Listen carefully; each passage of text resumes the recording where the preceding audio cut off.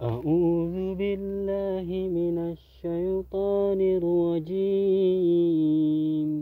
Bismillahirrahmanirrahim. Alhamdulillahi rabbil alamin. Ar-Rahmanir Rahim. Maliki yaumiddin. Oh ya sahabat, perekonomian di masyarakat kami ini di wilayah ini ialah bergantung pada tanaman karet. Jadi walaupun favorit tanaman nanas ini sahabat, ini hanyalah sementara, yaitu menunggu 1-3 tahun nanas atau 5 tahun nanas ini, maka selanjutnya akan memelihara karet. Jadi setelah mereka membuat aturan atau barisan karet ini sahabat, barulah mereka menentukan barisan untuk menanam nanas. Jadi mereka menanam nanasnya itu ada di dalam atau di antara barisan karet yang 4-5 meter, ini satu, dan kemudian di sini. Jadi ini sekitar ini dibuatnya ini 4 meter. Jadi di dalam longgang 4 meter itulah ada tanaman nanasnya ini. Seperti ini sahabat contoh.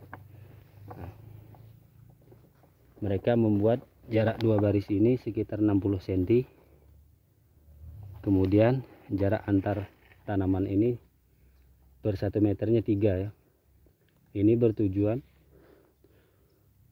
untuk melakukan pemupukan di sini saat sudah mulai remaja seperti ini.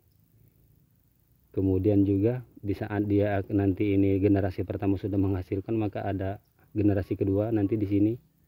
Mereka jadi saling berpautan sehingga kokoh.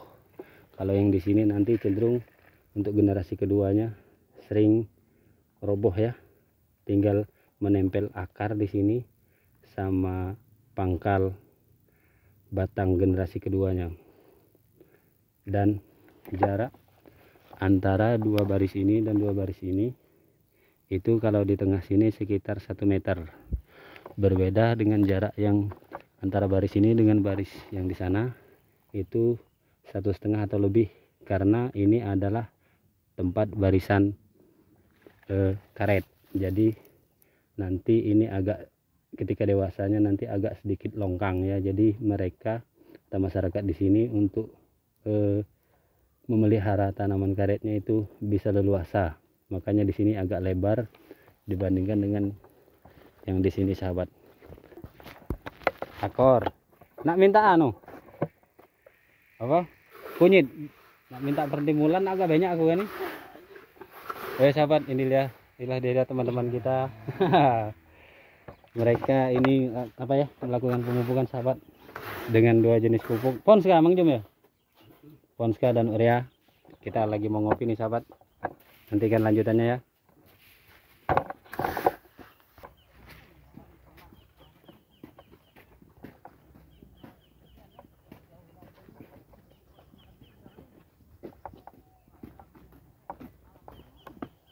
Oke sahabat, berhubung mereka lanjut untuk melakukan pemupukan, maka kita juga akan lanjut untuk sedikit membahas tentang bagaimana cara masyarakat di sini menanam nanasnya ya. Ayo kita contohkan. Oh iya sahabat, seperti inilah awal bibit yang ditanam masyarakat di sini ya. Ukurannya, bibit ini diambil dari ketika panen buah nanas seperti ini sahabat. Jadi yang seperti inilah ketika panen ini, maka akan diambil dijadikan bibit, ataupun bisa menunggu beberapa bulan setelah panen bibit yang seperti ini. Kalau ingin cepat ya, mereka akan ambil bibit seperti ini, yaitu generasi kedua.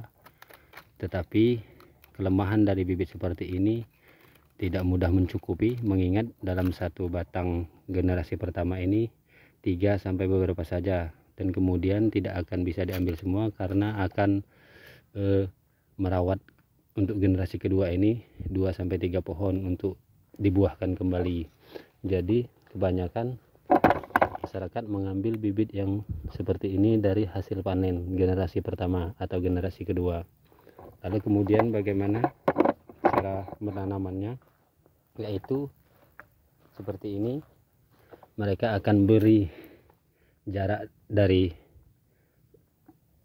titik tanam karet ini ke sini, kemudian akan dipasang tali jauh panjang ke sana. Jika berdekatan seperti ini, langsung dipasang 2 tali ke sana sampai ke ujung.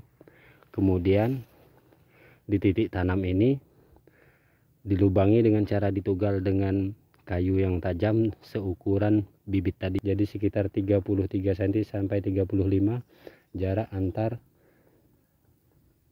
lubang tanam.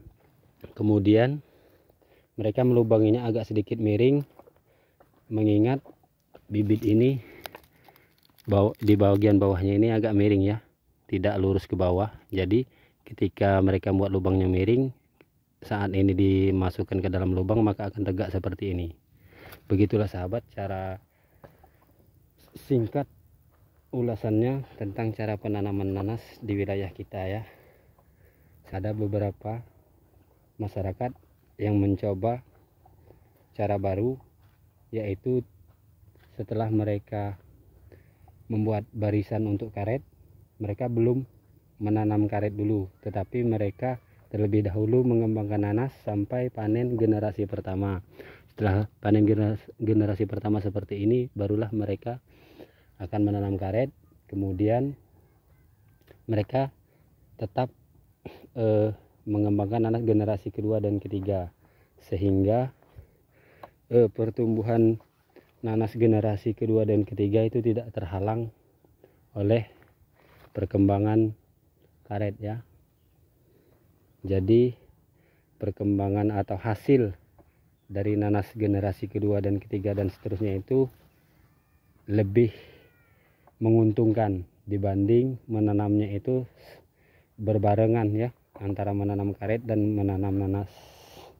Oke sahabat, itulah cerita dibalik bagaimana kehidupan masyarakat di sini ya sahabat. Sampai jumpa di lain waktu. Mudah-mudahan bermanfaat dan menghibur. Sampai jumpa. Wassalam. Bismillahirrahmanirrahim. Ar-Rahman 'allamal Qur'an, khalaqal insan, 'allamahul bayan, asy-syamsu wal qamaru bihusban, wan najmu was sajaru yasjudan.